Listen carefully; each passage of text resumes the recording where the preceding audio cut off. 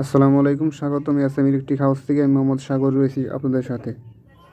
গত দুটি ভিডিওতে আমি রেফ্রিজারেশন এবং এয়ার কন্ডিশন সম্পর্কে জানানোর চেষ্টা করছি। তারই দ্বারাই আজকে নিয়ে আসলাম এসি জগতের সবচেয়ে বড় এসি, HVAC বা যেটা সেন্ট্রাল এসি হিসেবে আমরা চিনে থাকি। তো এসির বেসিক ধারণা দেওয়ার চেষ্টা করবো আজকে এই ভিডিওতে।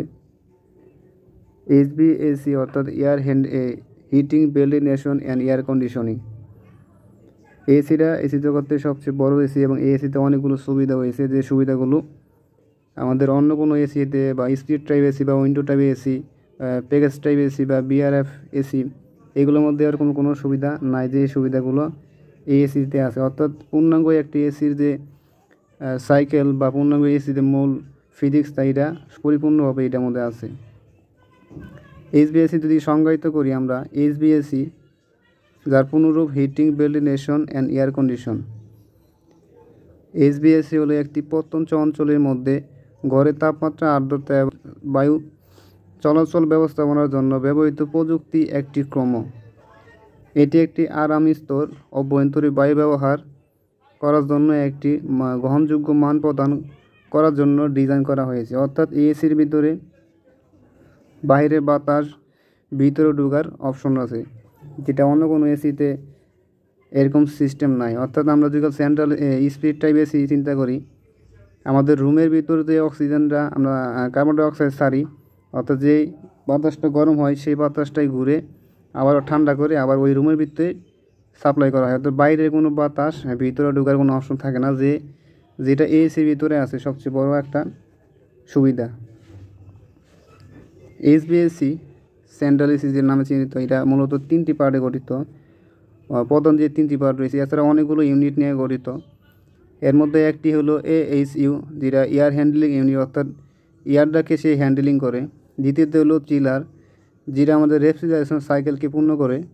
3 নম্বর হলো কুলিং টাওয়ার, যেটা আমরা কনডেন্সারে গরম হিটকে রিলিজ করার জন্য যে পানির মাধ্যমে টাওয়ারের মাধ্যমে আমরা গরমটাকে অ্যাবজর্ব করি সেটা।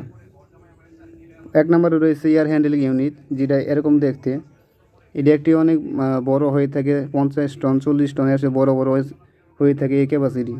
দেখতে পাচ্ছেন এখানে এই বাতাসটা এদিকে ঢুকে, এটা হলো আমাদের ফ্রেশ এয়ার, অর্থাৎ বাইরে যে বাতাসটা আছে বাতাসটা ঢুকে এবং এদিন দিয়ে আমাদের রিটার্ন বাতাস হয়, এখান দিয়ে আমাদের সাপ্লাই হয় বাইরে রুমের ভিতরে চলে যায়।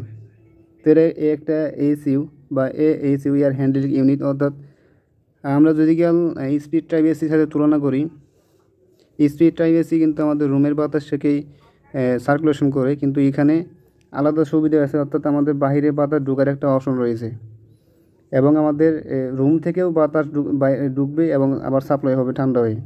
এই যে গরম বাতাস আইতেছে, এদিক দিয়ে আবার ঠান্ডা হয়ে আমাদের রুমের ভিতরে চলে গেতেছে। আবার এখানে হিটিং কয়েল থাকে এবং কুলিং কয়েল থাকে, দুটোই এখানে আছে এবং অনেক ফিল্টারিং ব্যবস্থাও রয়েছে। অর্থাৎ পূর্ণাঙ্গ একটি এসি যা লাগে সমস্ত কিছু এটার ভিতরে রয়েছে। 2 নম্বর হলো চিলার, যেটা আমাদের রেফ্রিজারেশন সাইকেলকে পূর্ণ করে থাকে। অর্থাৎ এটার ভিতরে আমরা দেখতে পাচ্ছি এখানে একটা কম্প্রেসর রয়েছে, এটা আমাদের ইভাপোরেটর ইউনিট। এই সাইডে আবার 2টা আছে কন্ডেন্সার ইউনিট। অর্থাৎ ঠান্ডার যে প্রক্রিয়াটা, সেই ঠান্ডার প্রক্রিয়াটা এই চিলারে পূর্ণ করে। দেখতে পাচ্ছেন চিলারগুলো এই যে এরকম দেখতে, যেমন এই সাদা পাইপগুলো দিয়ে আছে, এদিকে আমাদের ঠান্ডা পানিগুলো যায় আর এদিকে আমাদের গরম পানি।